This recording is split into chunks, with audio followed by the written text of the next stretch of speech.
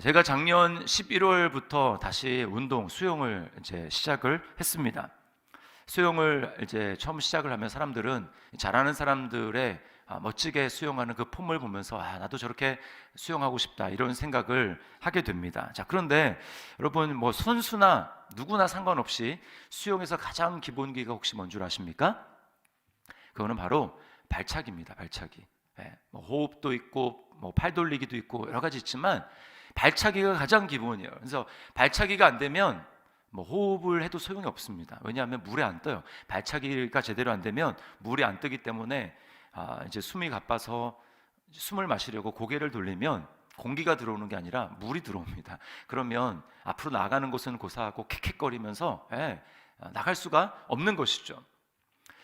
발차기가 수영에 있어서 너무나 중요한 기본기인 것처럼 신앙에 있어서도 마찬가지입니다. 신앙에 있어서도 우리가 앞으로 전진하고 하나님의 뜻을 이루는 삶을 살아가기 위해서 우리에게는 겉으로 보여지는 얼마나 화려한가 그게 중요한 게 아니라 신앙의 기본기가 우리가 잘 다져져 있어야 된다는 것이죠. 제가 새 교회 사역을 준비하면서 하나님이 저에게 주신 마음은 구호로도 얘기하고 현수막으로도 붙이고 제가 송구영신 예배 때도 말씀을 드렸지만 그것은 무너진 재단을 다시 쌓는 것입니다. 코로나로 인해서 신앙의 기본기가 너나 할 것 없이 너무나 많이 무너졌습니다. 예배 드리는 것이 너무나 당연한 것이었음에도 불구하고 이제 코로나가 되니까 타협을 합니다. 예배조차도 많이 무너졌어요.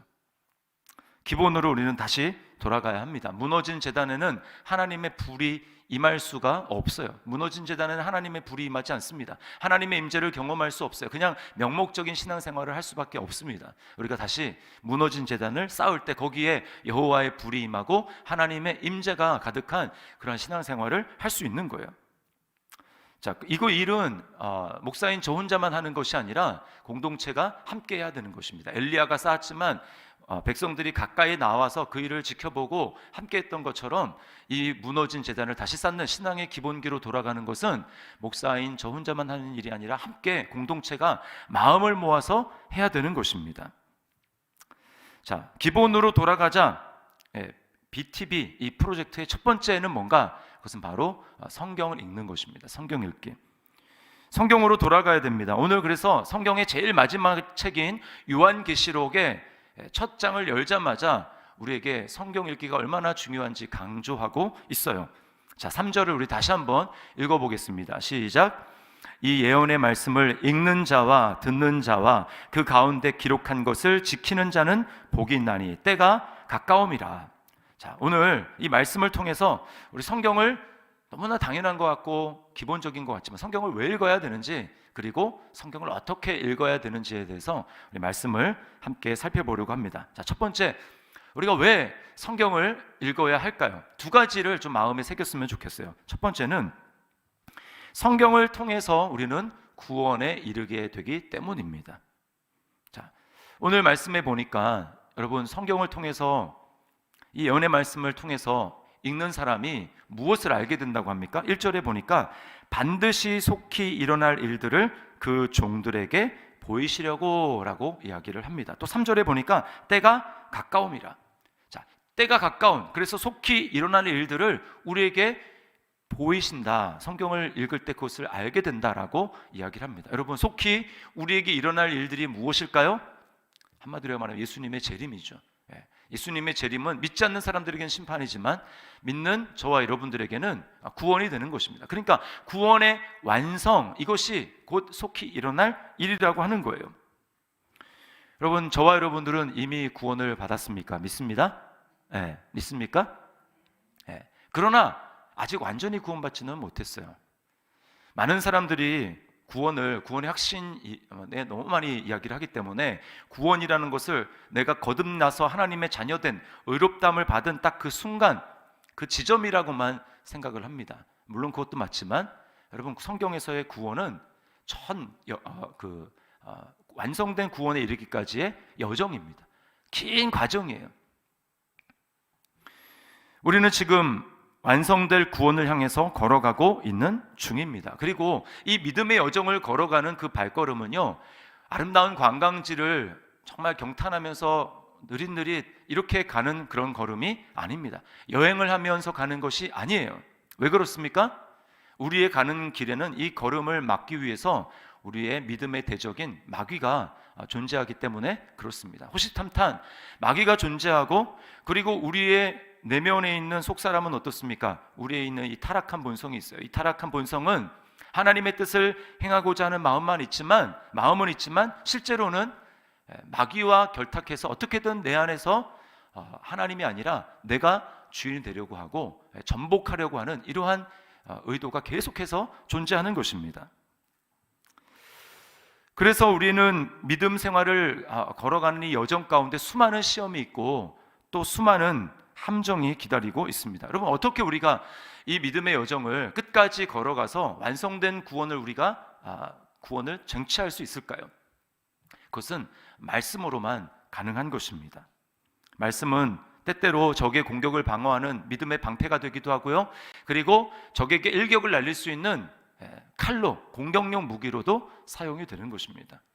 그러니까 말씀의 방패, 말씀의 칼, 이게 필요한 거예요. 마귀가 공격할 때 말씀으로 막고 그러다가 말씀으로 공격을 해야 되는 것입니다.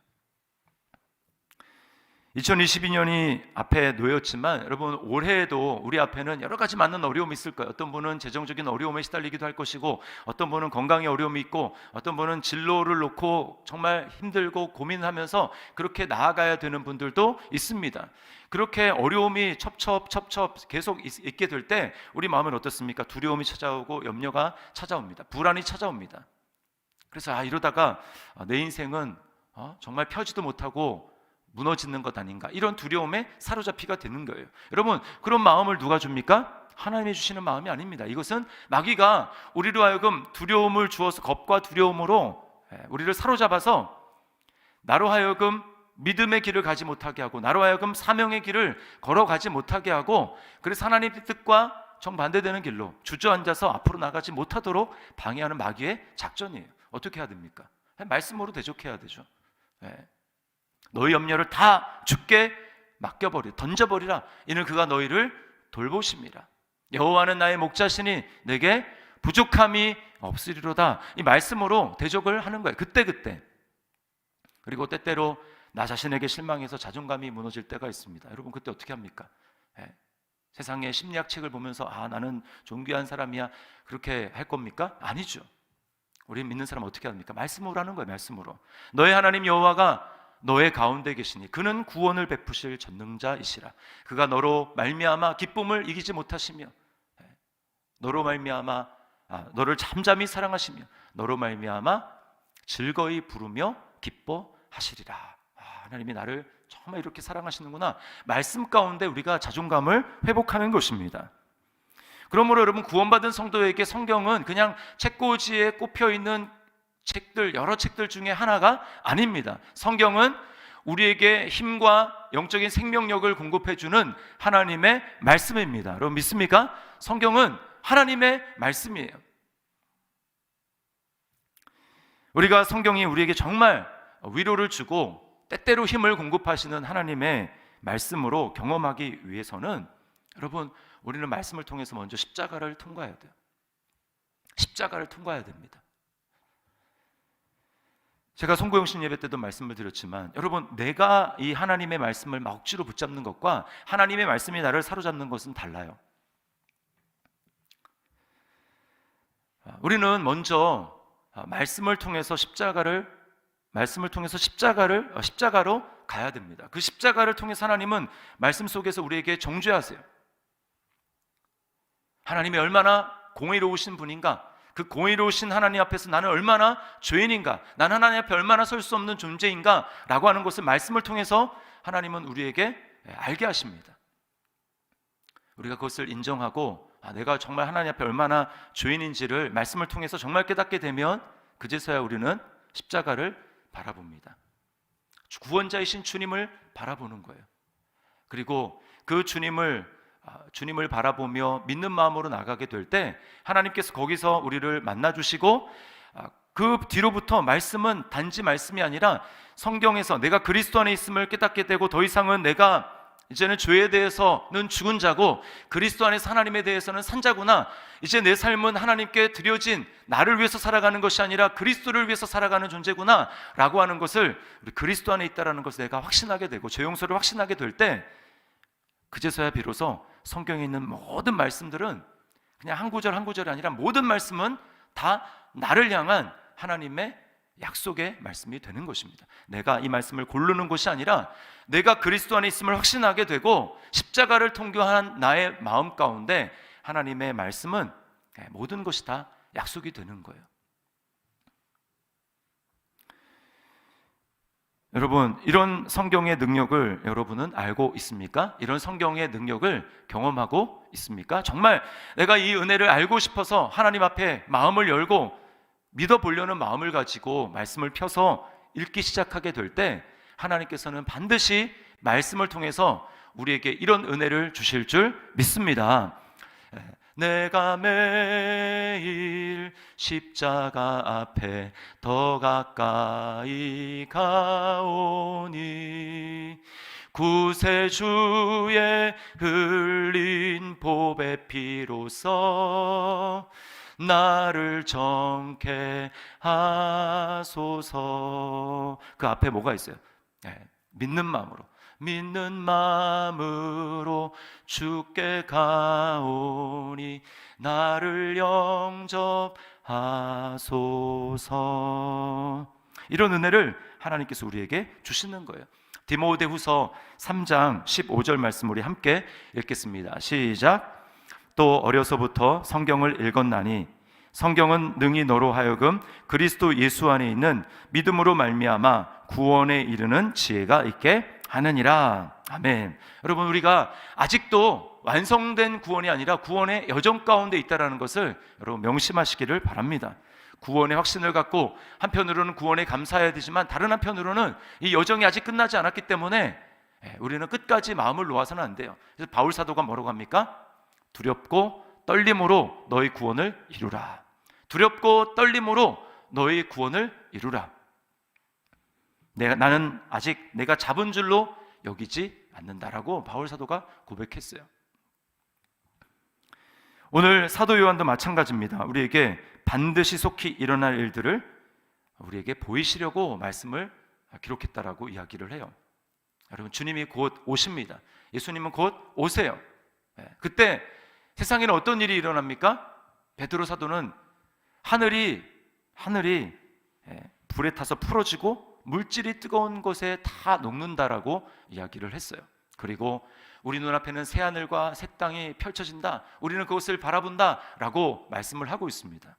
한마디로 뭡니까? 우리가 지금 바라보고 정말 실제인 것 같은 이 세상은 사실은 실제가 아니라는 거예요.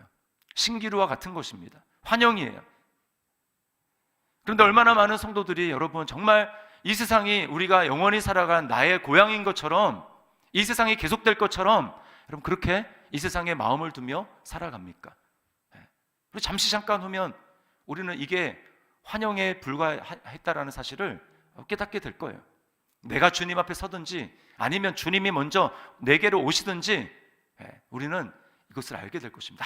이 세상이 그림자에 불과했구나. 이 세상이 환영에 불과했구나. 내가 왜 이 세상의 마음을 빼앗기며 그렇게 살았을까?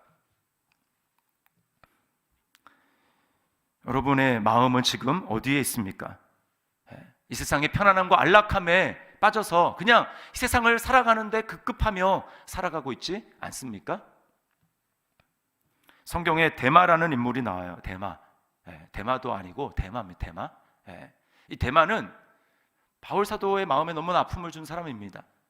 믿었는데 바울 사도를 버리고 떠났어요. 근데 그 이유가 뭐냐? 세상을 사랑했기 때문이라고 이야기를 합니다. 데마는 세상을 사랑해서 나를 버리고 갔다. 너무나 마음에 안타까운 마음이었어요. 그래서 철로역정에 보니까 이 데마라는 사람이 등장을 합니다. 어떻게 등장을 하느냐? 존 버년이라는 청교도 신학자죠. 그가 이 철로역정을 기록하지 않았습니까? 거기에 이제 데마라는 사람이 나오는데 이 철로역정 자체가 뭐예요? 믿음의 길을 순례의 과정이라고 표현하지 않습니까? 멸망의 도성인 거기서부터 깨어나서 이제 믿음의 여정을 시작하는데 그 최종 목적지는 어디예요? 천성입니다. 천성. 그런데 그 믿음의 여정 중에 절반을 더 갔어요. 절반을 더 갔는데 거기에서 데마라는 사람이 등장을 합니다. 근데 믿음의 길을 가는 곳에서 만난 곳이 아니라 그 데마는 믿음의 길을 멈췄어요. 세상을 사랑해서 돈의 유혹에 빠져서 멈춘 것입니다.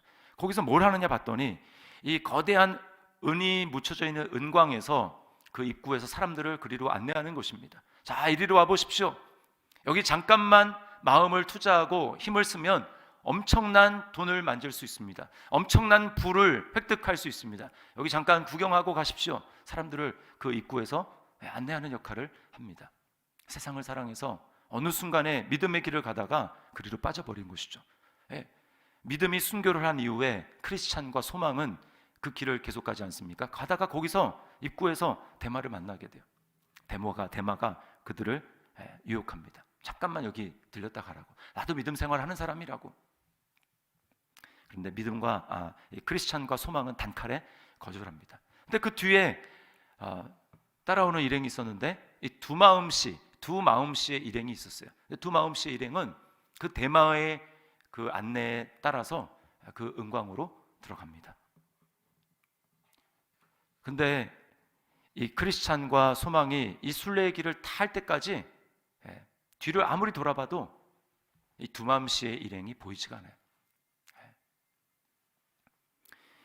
크리스천이 이런 노래를 합니다. 이렇게 노래를 했어요.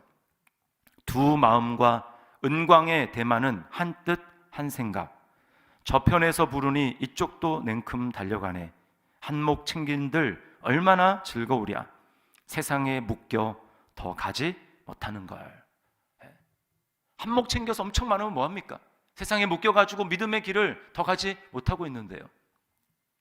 우리는 성경 말씀을 보게 될 때 내가 어떤 존재지? 나는 지금 세상이 내 고향이 아니라 내 지금 목적지는 영원한 하나님 나라, 주님이 계신 곳, 그곳에서 수많은 성도들이 나를 응원하며 이 믿음의 길을 끝까지 갈 것을 응원하고 있는데 내가 지금 뭐에 마음을 빼앗겨서 내가 지금 이러고 있는가?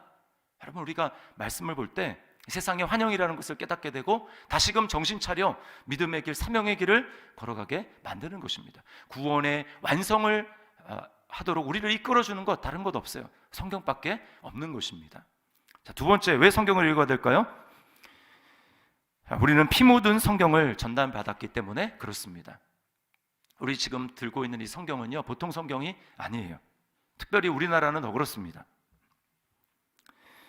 우리가 지금 편하게 읽고 있는 이 성경은 수많은 순교의 릴레이를 거쳐가지고 우리 손에 들어온 것입니다. 피의 책이에요. 피의 책. 자, 1절을 보세요. 예수 그리스도의 계시라. 이는 하나님이 그에게 주사 반드시 속히 일어날 일들을 그 종들에게 보이시려고 그의 천사를 그 종 요한에게 보내어 알게 하신 것이라. 자, 이 계시록이 말씀이 전달된 과정을 보세요. 첫 출발이 어디입니까? 하나님이죠. 하나님이 예수님에게 주셨대요. 그리고 그 예수님의 계시를 천사가 받았고 천사가 사도 요한에게 전해 주었다라고 이야기를 합니다. 그리고 이 요한은 누구에게 줍니까? 그 종들, 수많은 영적인 지도자들, 그들에게 증거를 했다라고 하는 것입니다. 전달이 됐다라는 거예요. 자, 보십시오. 하나님이 예수님에게 주신 이 말씀, 예수님은 어떻게 하십니까? 십자가의 피로 이 말씀, 구약의 성경이 정말 하나님의 말씀이라는 것을 확증해 주셨습니다. 예수님의 피로. 그리고 그 피 묻은 복음을 받은 이 사도들은 그것을 기록하죠. 그리고 그것을 전달하는데 그들이 그냥 전달합니까? 아닙니다. 그들의 피로, 순교의 피로 말씀을 전달해요. 성경을 전달합니다. 다 순교하죠. 세례 요한만 빼놓고 다 순교합니다. 세례 요한은 그러면 목숨이 아까워서 피하다가 그렇게 살았습니까? 아니죠. 도미티안 황제 시절에 이 세례 요한이 아니고 이 사도 요한을 죽이려고 펄펄 끓는 기름가마에다가 전승에 의하면 집어넣습니다. 죽은 줄 알고 봤더니 안 죽고 살아있어요. 다니엘의 세 친구들과 똑같은 거죠. 그리고는 황제가 놀라가지고 어떻게도 안 죽으니까 그래서 지금 요한계시록을 기록한 이 반모섬에 귀향을 보낸 거예요. 거기서 성령께서 눈을 열어주셔서 하나님의 놀라운 비밀인 계시를 보았고 거기서 요한계시록을 쓴 것입니다. 산순교죠. 산순교. 여러분, 그렇게 해서 사도들이 피 묻은 복음을 전해서 로마가 완전히 다 복음화되지 않았습니까? 여기서만 그치는 것이 아닙니다. 중세시대 어떤 일이 있었습니까? 로마 카톨릭이 일부의 사제들만 성경을 소유했어요. 로마자인 라틴어로만 성경이 기록되어 있었기 때문에 성경을 읽을 수 있는 사람은 극소수의 사제들에 불과했습니다. 사제들은 성경을 번역할 생각을 하지 않았어요. 그때 여러분 중세시대 때 성경을 영어로 자국어로 번역해서 읽혀야 되겠다라고 생각하고 그 일을 시작한 사람이 바로 존 위클리프입니다. 그리고 위클리프의 뜻을 받아서 성경을 영어로 계속해서 자국어로 번역하는 사람들, 그 사람들이 누구냐? 바로 롤라드라고 하는 사람들이에요. 롤라드. 교황청에서는 이 카톨릭에서는 이 사람들을 롤라드라고 불렀는데 그 이유는 뭐냐? 바로 이 뜻이 뭐냐면 독버섯이라는 뜻입니다. 독버섯. 그 로마 교황청의 입장에서 너무나 위협적이었어요. 성경이 번역이 돼서 사람들이 알게 되면 우리의 그 사제의 권위도 끝난다. 그리고 성경을 마음대로 해석하게 되면 어떤 일이 일어날지 모른다. 이들이 이제 두려웠기 때문에 그래서 성경 읽는 것을 금하고 그것을 듣지 않으면 잡아다가 죽였어요. 그래서 성경을 번역을 하는데 그 번역한 것이 발각되면 그들을 화형대에다가 묶어놓고 발각된 성경과 함께 그들을 다 불태워서 죽였습니다. 횃불로 사용했어요. 이 앞에를 좀 끄면 전원을 좀 꺼주세요. 앞에 나와서 꺼야 돼. 전기가 지금 흐르는 것 같은데.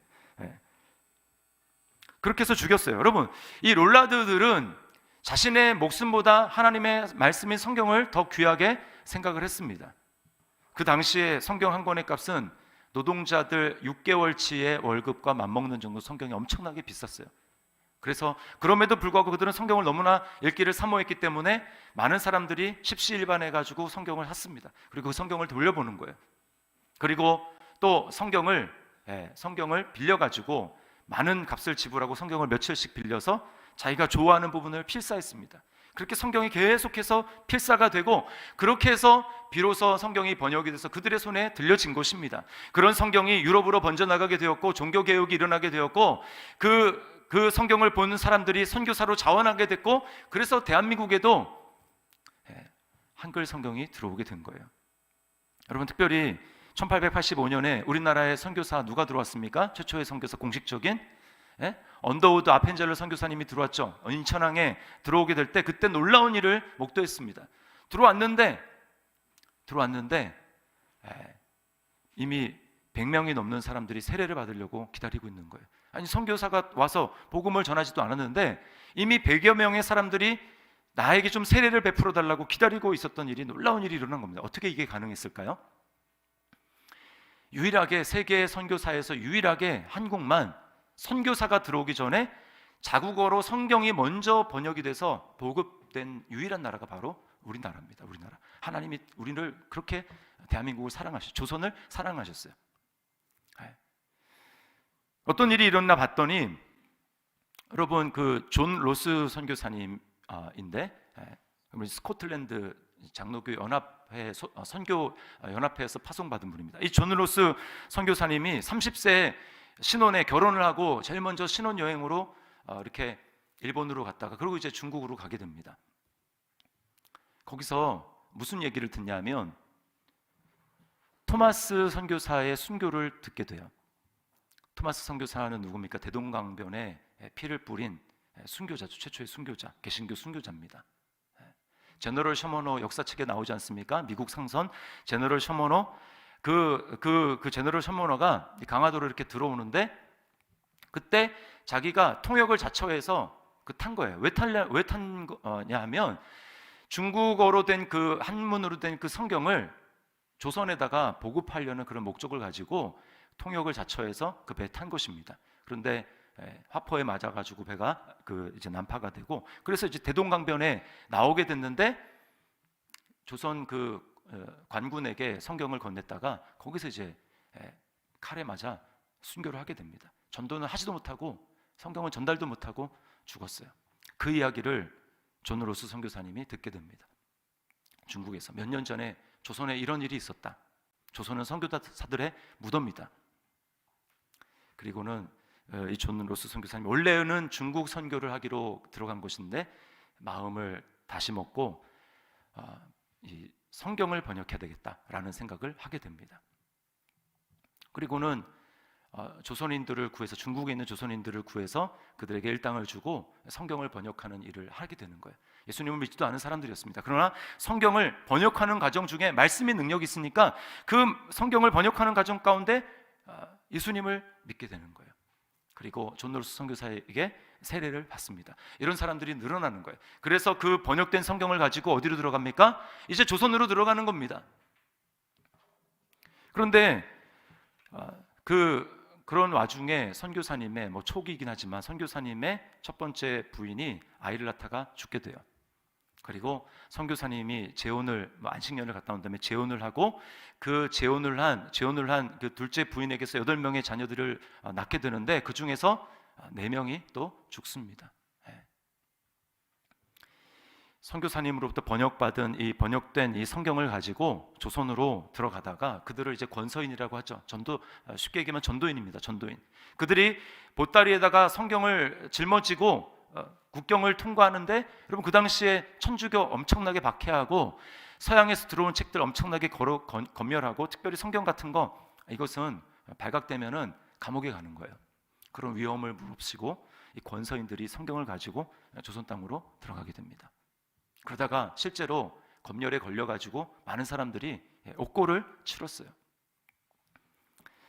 여러분, 이런 과정들을 통해서 수많은 피를 흘려서 수많은 사람들의 목숨, 수많은 사람들의 피를 흘려서 우리에게 도착한 것이 바로 한글 성경이었어요. 선교사가 들어오기 전에 성경이 먼저 들어와서 사람들이 그 말씀을 읽다가 그 말씀을 함께 모여서 공부하다가 예수님을 믿고 나 세례를 받겠습니다. 예수님이 이제 내 삶의 주인입니다. 변화된 사람들이, 선교사님들이 이제 들어오자마자 나에게 세례를 베풀어 달라고 하는 놀라운 일이, 세계 선교사의 유일한 나라가 바로 대한민국입니다.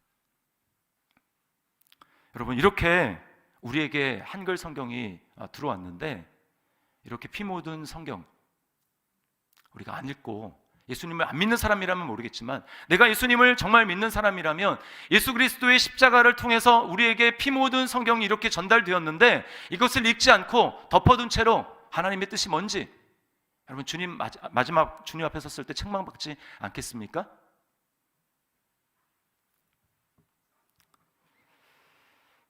자, 그러면 우리가 성경을 읽어야 된다는 걸 알겠는데 어떻게 읽어야 될까요? 제가 간단하게 3가지로 말씀을 드리겠습니다. 자, 첫 번째는 예수님을 알기 위해서 읽어야 합니다. 자, 1절에 보니까 예수 그리스도의 계시라 이렇게 얘기하죠. 2절에는 하나님의 말씀과 예수 그리스도의 증거라고 합니다. 자, 그러니까 성경은 한마디로 뭐예요? 예수님에 대한 증거라는 것입니다. 성경은 기독교 윤리 교과서가 아닙니다. 다른 종교들은 그래요. 이렇게 해라, 이렇게 하지 말아라. 그러나 성경은 그런 것이 아닙니다. 성경은 예수님에 대한 책이에요.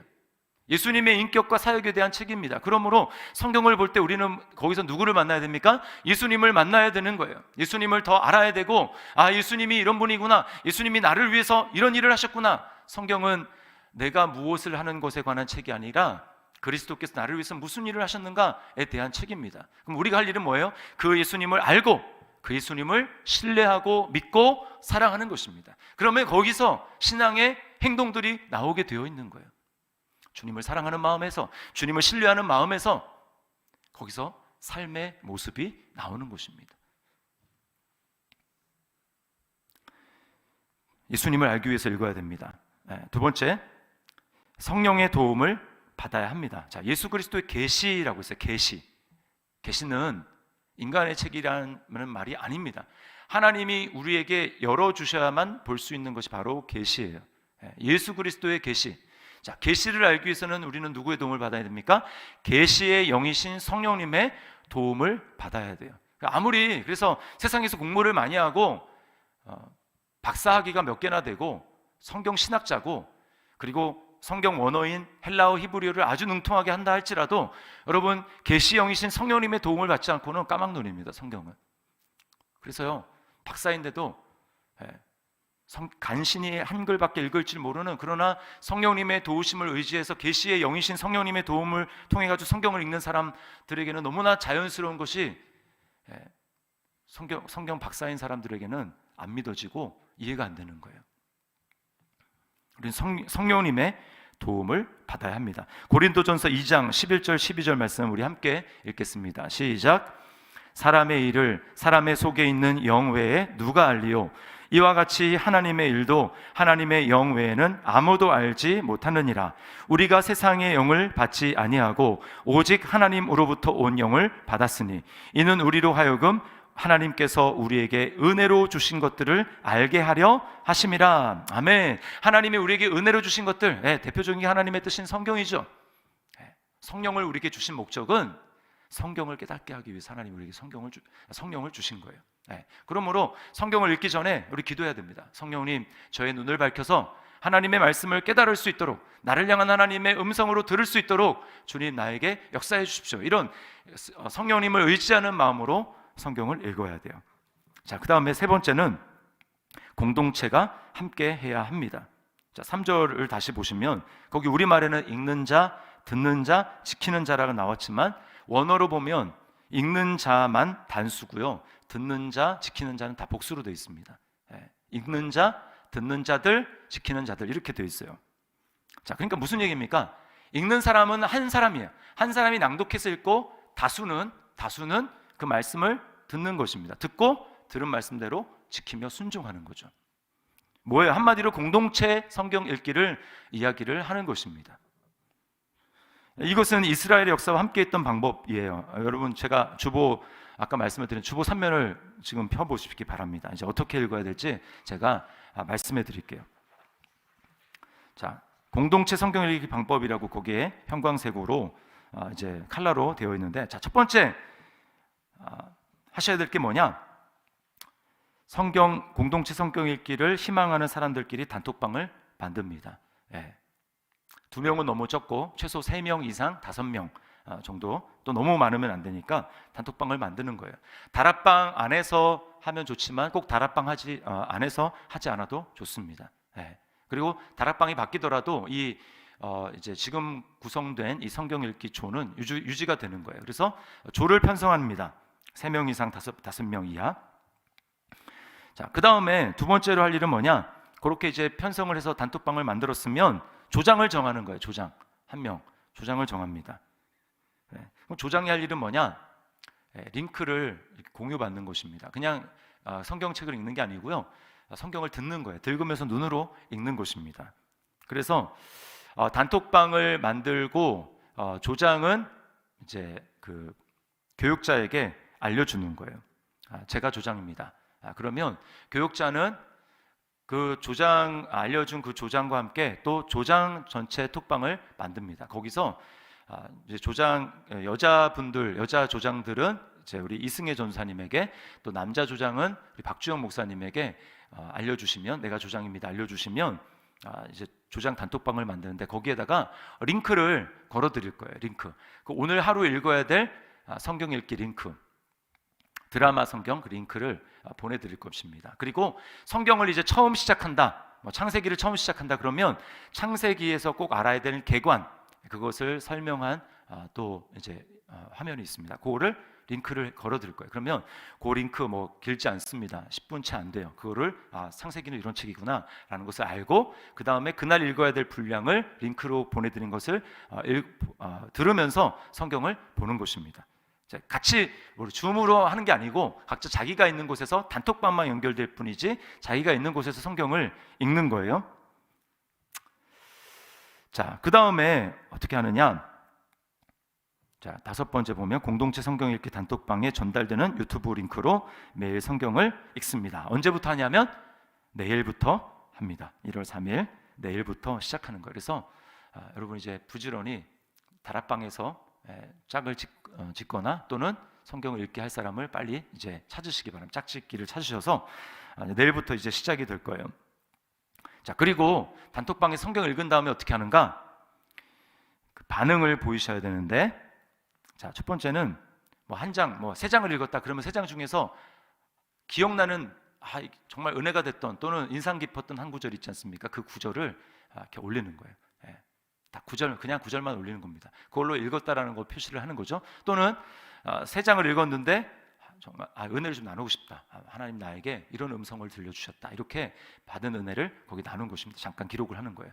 또는 너무 시간이 없어서 그것도 못하겠다. 그러면 아멘 또는 읽었습니다 라고 올리는 겁니다. 그렇게 해서 이렇게 진행을 하는 거예요.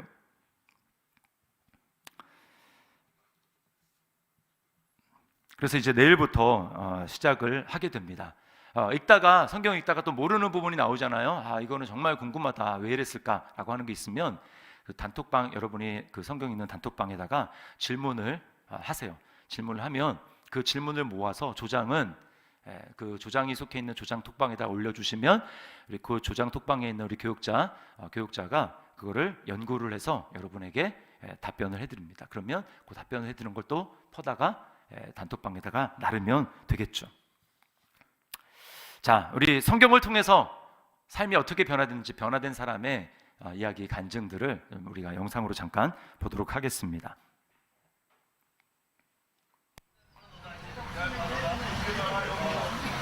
제가 예수 그리스도를 만나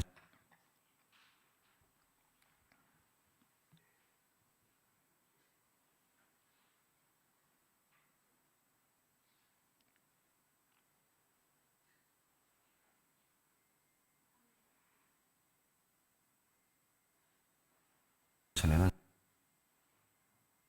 화면 저는 화면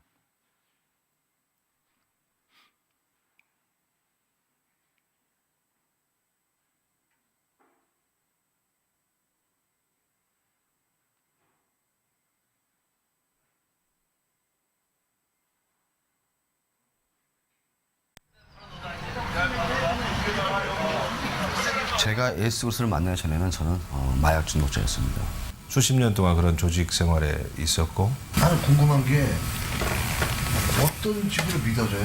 예수님 살았다고 어떻게 전해주셨어요? 제가 진역을 11년 살았어요. 노력만 하고 있던 전데 어느 날 성경 사람이 내가 너희에게 이르노니 이와 같이 죄인 한 사람이 회개하면 하늘에서는 회개할 것 없는 의인 99으로 말미암아 기뻐하는 것보다 더하리라. 하나님 말씀은 내 인격과 영혼까지 변화시킵니다. 성경은 제 인생을 바꿔놨습니다.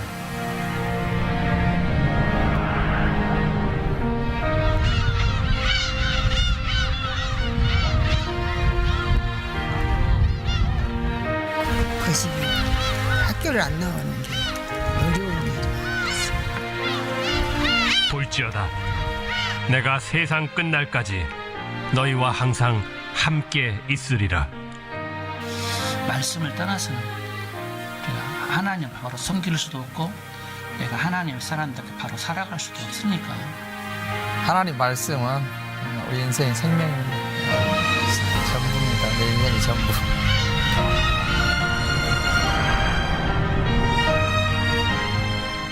네, 아멘. 하나님의 말씀은 우리 인생 전부입니다. 여러분, 저분들이 교도소에 있다가 이제 말씀을 통해서 예수님을 만나고 그래서 계속 성경 읽기 이제 모임을 하는 사람들이에요.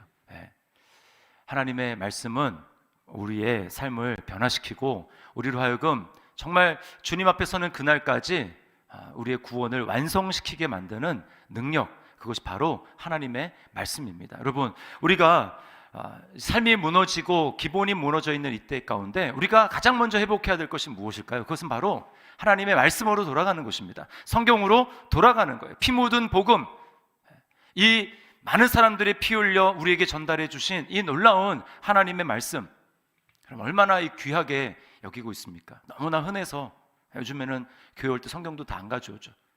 교회는 안 가져올지라도 여러분 집에서는 내 손때에 묻은 성경은 반드시 한 권씩, 그리고 그냥 스마트폰 이렇게 보지 마시고 성경을 펴서 거기에다가 표시도 하고 하면서 손때 묻은 성경을 가지고 있을 필요가 있어요. 다 날아가지 않게 성경은 가지고 있을 필요가 있습니다. 여러분, 신기루와 같은 이 세상, 우리 마음을 빼앗는 이 세상 가운데 계속해서 하나님 말씀 가운데 깨어 있음으로 말미암아 우리의 이 믿음의 여정을 끝까지 승리하며 완주할 수 있는 저와 여러분의 삶이 될 수 있기를 주님의 이름으로 축원합니다. 우리 말씀을 기억하면서 이 시간 우리 찬양 했으면 좋겠어요. 찬송가인데요. 주 예수 크신 사랑, 후렴에 보면 나 항상 듣던 말씀 주 예수 크신 사랑 또 들려주시오. 우리 시간, 우리 말씀 기억하면서 이 찬양 하나님 앞에 드리겠습니다.